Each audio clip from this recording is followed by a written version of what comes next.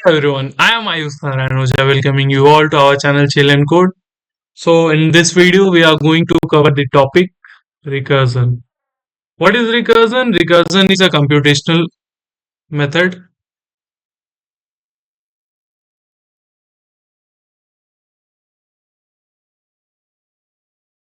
to solve computational problem.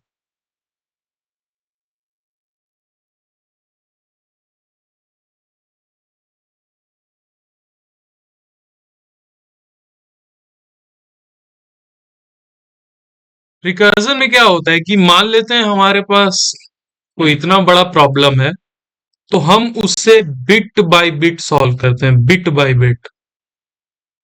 मतलब उसके कई टुकड़े कर देते हैं और हर एक छोटे टुकड़े का सॉल्यूशन निकालते हैं।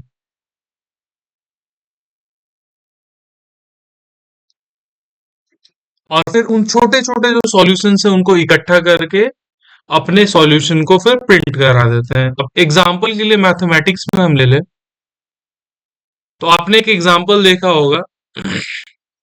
सपोज कर लेते हैं f of x is equal to x cube, okay? Then what would be f of x? It would be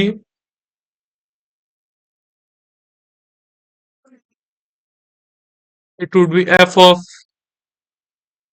x cube, that means x cube का cube is equal to x to the power 9।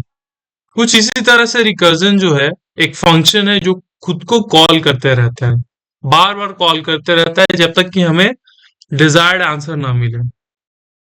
इसमें क्या करते हैं कि सबसे पहले हम कोई फंक्शन बनाते हैं।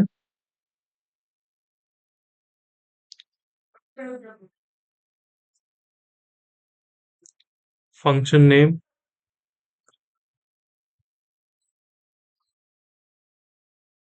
यहाँ आर्ग्यूमेंट पास करते हैं। उसके बाद यहाँ एक कंडीशन लगाते हैं, बेस कंडीशन।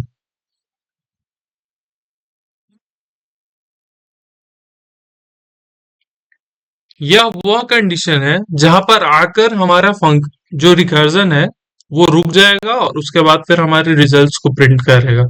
अगर बेस कंडीशन ना हो तो वो रिकर्जन कंटिन्यूअसली चलता चला जाएगा और स्टैक ओवरफ्लो हो जाएगा। फॉर एग्जाम्पल, अगर हमें जीरो से लेकर या फिर वन से लेकर टेन तक नंबर्स प्रिंट कराने हैं तो उसके लिए हम किस तरह से रिकर्सिव फंक्शन को बना सकते हैं?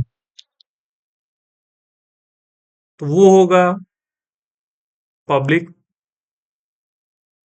Static void print. यहाँ पे इंटीजर एन डाल देंगे, एन जहां तक हमें प्रिंट कराना है। If n is equal to one तो हम कर देंगे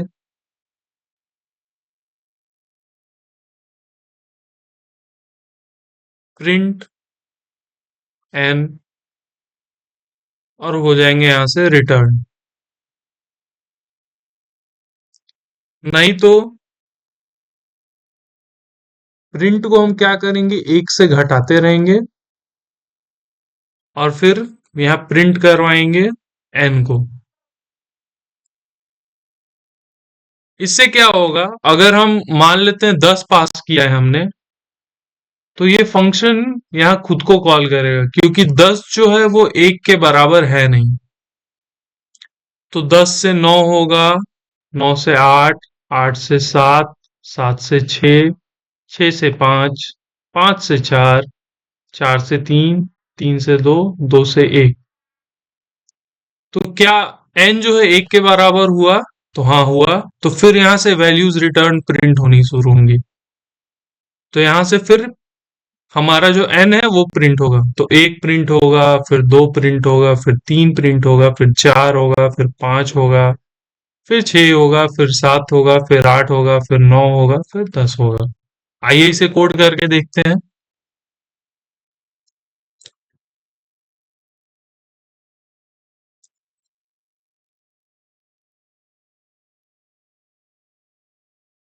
public static void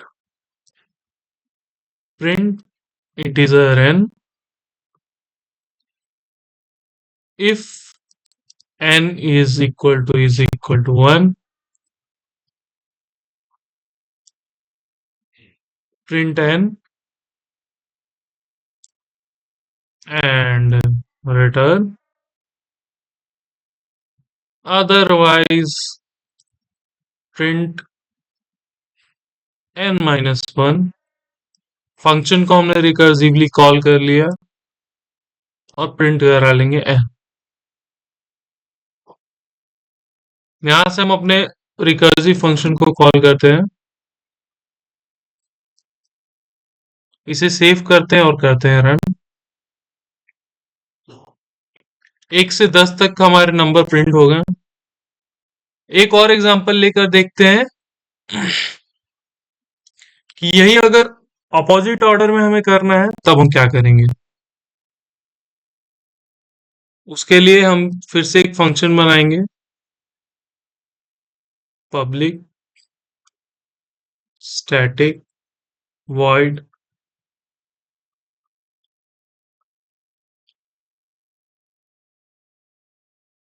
print decreasing int n।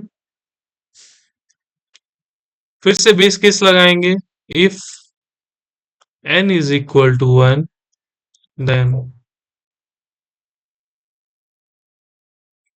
print n return। नहीं तो सबसे पहले हम प्रिंट कराएंगे n को और फिर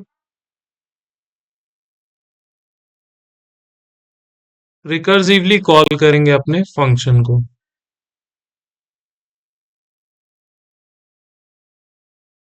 यहाँ क्या हो रहा है कि बेस केस तो सेम है, लेकिन हम यहाँ क्या कर रहे हैं कि नंबर को घटने से पहले हम उसे करा दे रहे हैं प्रिंट।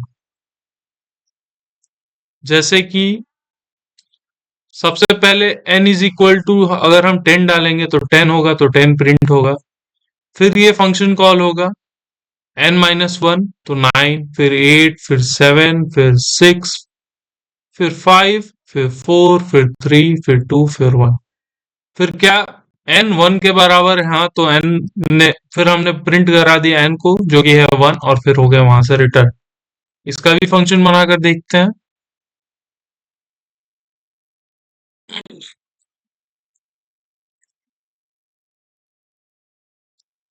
पब्लिक स्टैटिक void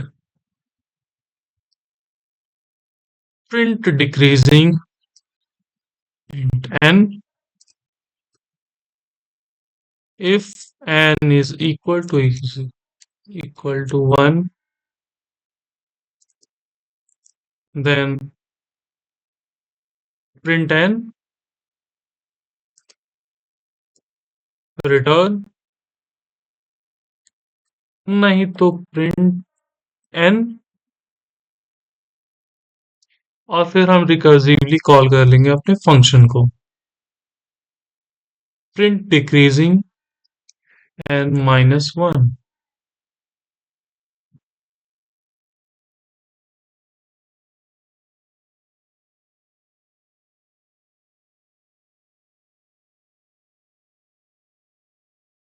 इसे करते हैं सेव और करते हैं रन। तो ये डिक्रीजिंग ऑर्डर में हमारे नंबर्स प्रिंट हो गए। ये दो एग्जांपल्स थे, बहुत बेसिक से एग्जांपल थे रिकर्जन के, जिससे मैं बताना चाहता था कि how does our recursion work, what is the concept of the recursion. In next video we will be solving some more questions and we'll be exploring some more depth of the recursion.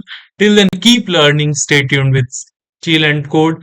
Please do like and subscribe the channel. Please comment and give your valuable feedback in the comment section. Thank you all.